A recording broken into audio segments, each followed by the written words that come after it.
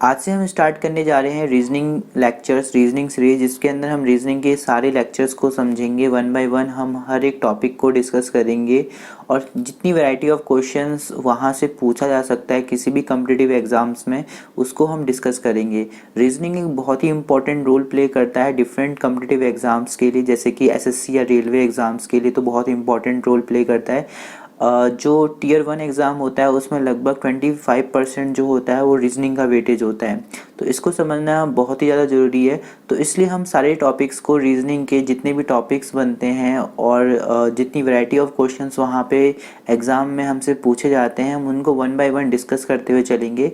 आज की जो हमारी पहली क्लास है उसमें हम डिस्कस कर रहे हैं काउंटिंग ऑफ फिगर्स के बारे में।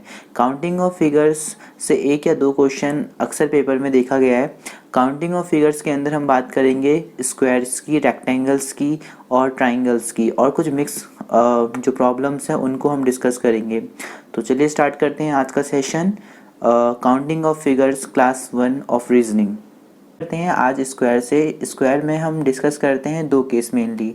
एक केस 1 होता है जो कि एक जनरल फार्मूला है जो कि कहीं पर भी एप्लीकेबल होता है, और एक केस होता है जब हमारे पास कुछ स्पेशल कंडीशंस होती हैं।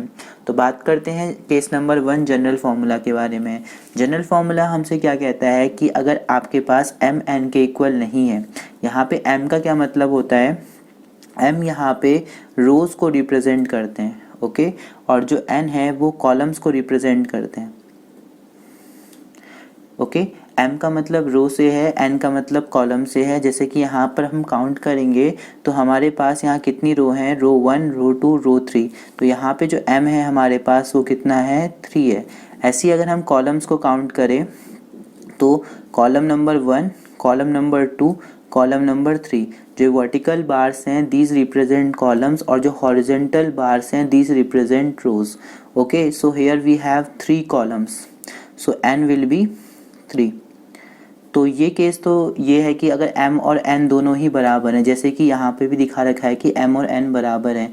ऐसा भी हो सकता है कि m n के बराबर ना हो, जैसे इस वाले में हम देखें, यहाँ पे हमारे पास कितनी रो हैं, अगर हम देखें तो यहाँ पे हमारे पास row number 1, row number 2, row number 3, तो कुल मिला के 3 रोज़ हैं।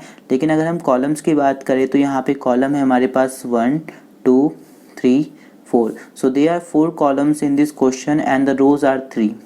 तो जो ये वाला जो फॉर्मूला है नंबर ऑफ स्क्वायर निकालने का, वो एक जनरल फॉर्मूला है जो दोनों क्वेश्चंस के लिए वैलिड है, जहाँ पे रोज़ कॉलम्स के बराबर हैं और जहाँ पे रोज़ कॉलम्स के बराबर नहीं है। जैसे हमने देखा हमारे पास दो केस बनते हैं, एक में रो कॉलम के बराबर है, एक में रो कॉलम के बराबर नहीं है, और जनरल फॉर्मूला अप्लाई करके हम दोनों का सॉल्यूशन यहाँ पे निकाल सकते हैं। जैसे कि लेट्स फॉर एग्जांपल हमें इसके लिए जनरल फॉर्मूला अप्लाई करना है, तो यहाँ पे अगर हमें नंबर ऑफ़ स्क्वायर्स को डिटरमाइन करना होगा तो हम कैसे करेंगे।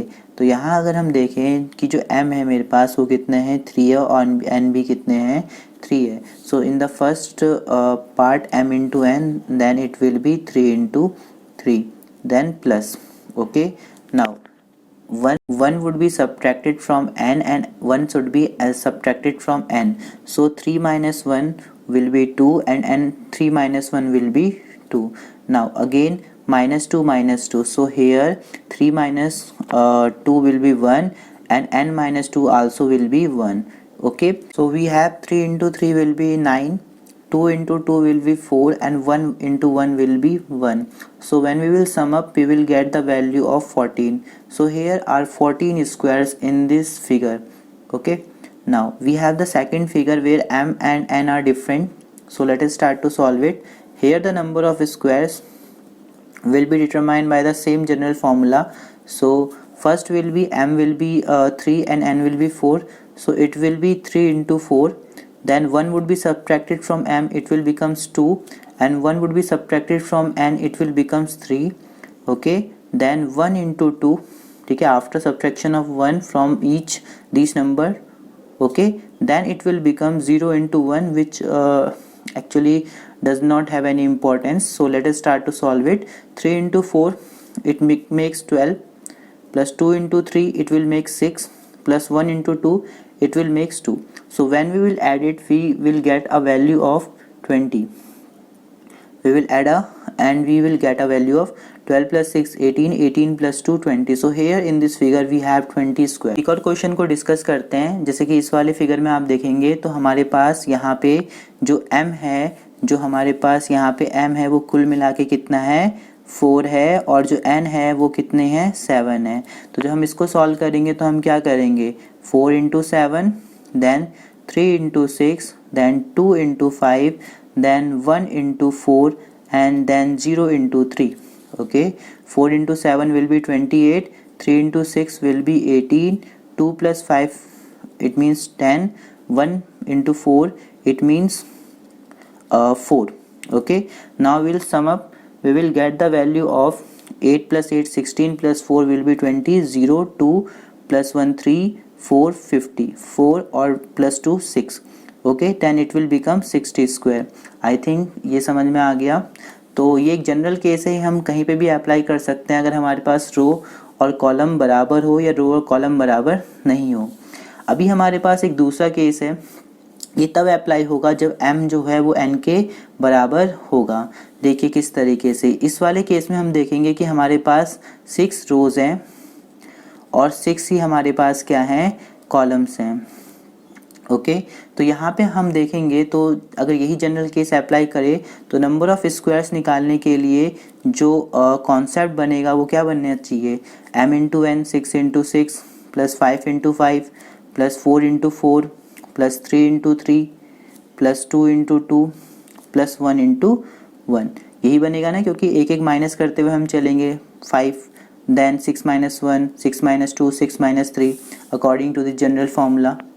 Okay, so here we will see that कि यहाँ पर जो हमारे पास ये जो एडिशंस ऑफ टर्म्स बन रही है ये क्या है, ये नेचुरल नंबर्स का स्क्वायर है। देखिए 6 का स्क्वायर, 5 का स्क्वायर, 4 का स्क्वायर, 3 का स्क्वायर, 2 का स्क्वायर, 1 का स्क्वायर। एक तरीका तो ये है कि आप इनको सम कर लीजिए, ठीक है। 4 का square will be 16, it will becomes 9, it will becomes 4, it will becomes 1, and when we will add it we will get 6 plus 5 11, 17 18 22 and 31 1 3 6 7 8, ठीक है, एंड 9 91 स्क्वायर। लेकिन इतना क्यों जाना, जब हमारे पास कुछ ट्रिकी अप्रोच है तो हम उसको अप्लाई करेंगे। तो देखिए जो भी हमारे पास नेचुरल नंबर्स होते हैं उनका जो स्क्वायर्स है उनका जो सम है, ठीक है, ये नेचुरल नंबर है 6 5 4 3 2 1, इनका अगर हमारे पास क्या करना हो, इनके स्क्वायर्स का, ये सब स्क्वायर से रेज टू पावर 2 हैं, इनका अगर हमें सम करना हो तो हम ये वाला फॉर्मूला यूज़ करेंगे जहाँ पे n जो रिप्रेजेंट करेगा वो रिप्रेजेंट करेगा कि फर्स्ट नेचुरल नंबर्स कितने हैं। तो यहाँ पे फर्स्ट नेचुरल नंबर्स कितने हैं 1 to 6 हैं, तो 6 हैं। So here we will put 6, then 6 plus 1 will be 7, then 6 into 2 will be 12, 12 plus 1 will be 13 divided by 6, 6 से 6 कैंसिल हो जाएगा, 13 into 7 will be 91 स्क्वायर।